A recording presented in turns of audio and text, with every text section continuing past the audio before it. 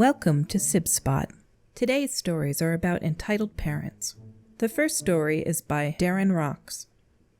Entitled cousin and his entitled mother think they deserve special treatment. Hey guys, I just had to share this frustrating experience I had with my entitled cousin and his entitled mother. So my family and I had planned a big family trip to Disney World. We were all excited to spend time together and have some fun in the parks. However, when EC and EM found out we were going, they decided they wanted to come too. At first, we were happy to include them in our plans, but things quickly went downhill. EM insisted that we change our itinerary to accommodate EC's preferences, even though we had already made plans and reservations. She also expected us to pay EC's expenses, including his park tickets and food. We tried to explain to EM that we had already budgeted for our own expenses and that it wouldn't be fair for us to cover EC's as well. But she wasn't having it. She started throwing a fit, claiming we were being unfair to her and her son. To make matters worse, EC was just as entitled as his mother. He demanded that we ride all the rides he wanted to ride, even if it meant skipping the ones we had been looking forward to. He also expected us to buy him souvenirs and treats throughout the day. It was incredibly frustrating to deal with EC and EM throughout the trip. They acted like they were entitled to special treatment, even though they had just invited themselves along. It really put a damper on the whole experience, and we ended up having to cut our trip short just to get away from them. I really hope they didn't agree to cover his expenses, but it sounds like they might have. He clearly went. I would have said heck no. Some people are way too nice. Story number 2 is from Little Acacia. Entitled mother thinks she can use the accessible parking because her child uses a stroller, complete with fainting when confronted by police. Backstory: I'm a young female with POTS, postural orthostatic tachycardia syndrome. From the outside, I look just like any other woman around my age. However, this has caused many encounters with entitled people when I use accessible seats, bathrooms, parking spots, etc. I made this little alert badge that says I have an invisible disability called POTS. But of course, an EM won't care. I was looking for parking at the grocery store, and I saw someone pull into an accessible spot without putting up their placard. No problem, it happens. In fact, 2 out of 3 times it turns out they just forgot and are grateful that I reminded them. This entitled parent was that 1 out of 3. "Excuse me," I said, parking in the accessible spot next to her. "I think you forgot to put up your placard." EM glares at me while picking up her child. Her kid is about 3 years old. "It's none of your business. Go away." Me: "I just don't want you to get a ticket." The minimum fine in my area is $250. Pretty expensive for that entitled mother to get a spot that's a bit closer to the door. I still don't suspect anything. Entitled mother: "Well, do you have a placard? You look perfectly healthy." Not this again. In the last story I posted here, an entitled mother told me that I didn't look disabled when I used the accessible bathroom. So I resort to my usual response. "Not everyone has a visible disability." I motion toward my alert badge. EM doesn't listen. "How do I know that's not your grandma's permit? Young kids like you think you're so privileged and entitled to everything."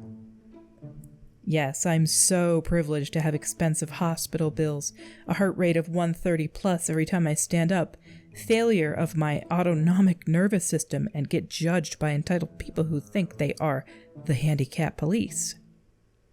One of the store employees comes over after hearing the commotion and gets a police officer. EM panics and tries to run inside the store. Police: "Excuse me, do you, the EM, have a handicap permit?" EM says, "Well, no, but, I have a child who uses a stroller." Then she glances at my alert badge and quickly says, "Wait, I mean, actually, I have a disability, but I just forgot my placard." She proceeds to slowly fall backwards onto her knees, then hips, then back with her hand over her forehead. Then she immediately stands up and says, "See, I have POTS. I just fainted." I'm silently laughing at this point because 1, fainting doesn't look like that, and 2, standing up that quickly would probably cause a person with POTS to pass out again. By the way, POTS isn't just about fainting when you stand up for too long. Less than half of people with it faint regularly. I have only fainted a few times since I was diagnosed. Imagine thinking someone's entitled because they are disabled and have closer parking. Story number 3 is from Throwaway 975320. Karen called the cops on my service dog and accused me of being too young to be disabled again. So, I saw the Karen with her child again, but this time in Walmart while I was grocery shopping. I made the mistake of ignoring my dog when she was alerting to my heart rate. I genuinely thought she wanted the sandwich I was eating. Boy, was I ever wrong. I ended up really dizzy and out of breath and had to sit down in the corner of the store while she was doing deep pressure therapy. I must have been on the floor for about 10 minutes. During that time, a staff member at Walmart came over to check on me and asked if I was all right. They gave me a free bottle of water as well, and I am very appreciative of that. Anyways, while I was down, the same child saw me again from a distance and had another meltdown. The child's mom already explained to me last time that her daughter has autism. She was screaming and crying about my dog being there because she was terrified. I can understand why she may be scared because my dog is by no means small. She's a 115-pound female cane corso. Aside from alert and response, she's also trained for mobility assistance. Her breed isn't typically used as a service dog, but she was a natural. I got her as a pet dog and she became the service dog I needed. She's 100% good girl. This woman did not leave the store with her child that was having a meltdown. Instead, she had the audacity to call 911 on me. Eventually, the cops did show up, and she kept shouting that I was faking having a disability because I was too young to actually be disabled again, that it was illegal for me to have my service dog anywhere near food indoors, and that people like me are the reason why she has to suffer lockdowns. I'm Asian.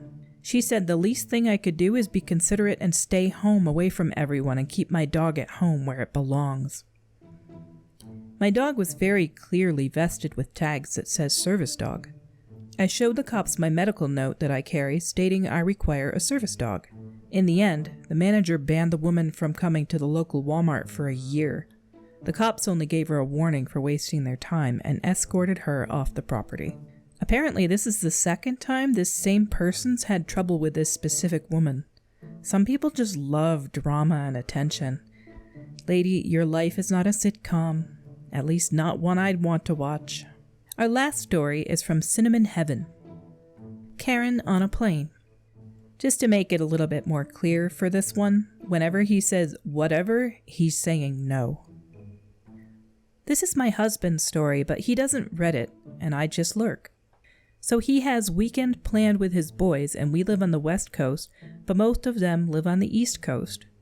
So he was in his second leg and taking a flight from Baltimore to Cleveland, 1.5 hours. But had already been on the first leg for 4.5 hours and had packed snacks and things to do. So he is playing his Nintendo DS and decides he is done and wants to just rest his eyes. So he closed it and put it in his backpack when the drink cart comes by.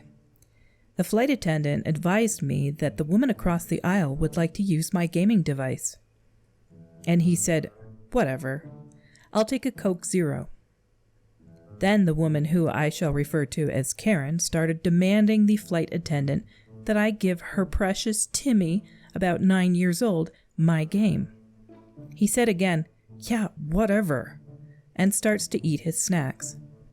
Then they collected the trash, so that must have occupied Timmy's time for a while, but then the Karen started in again, but now directly to him.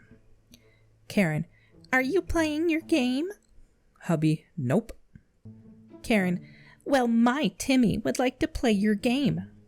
Hubby, I already told you no. Karen, well, you're not playing it.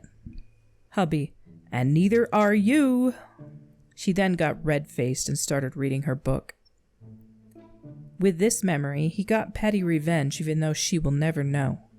So he is on his return flight from Cleveland to Denver, 3.5 hours. He was one of the first aboard, and the flight attendant asked him if he minded sitting with an unaccompanied minor.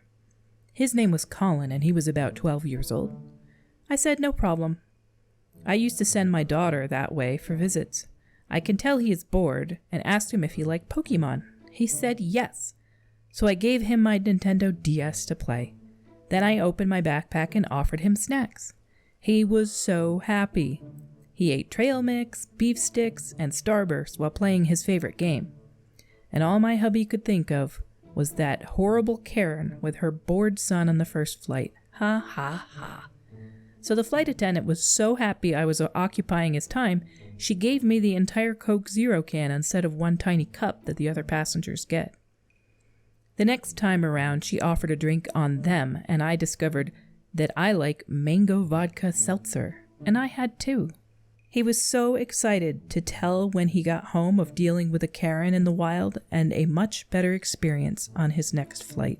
I'll never understand how some people are so audacious that they will ask for personal property from someone else. When we are young, we're taught to share, but that's in a supervised environment normally and not typically with something expensive. Stories like this are fairly common and they always shock me. I'm kind of the same way he is. If somebody's asking for it, I will not give it to them. But if somebody is bored and might like video games and they're being polite, then I'll probably offer. And that's it for today. No more stories. There's only 3. I hope you guys enjoyed, and I hope you have a fantastic day. Wait a minute. Until we meet again. Have a great one.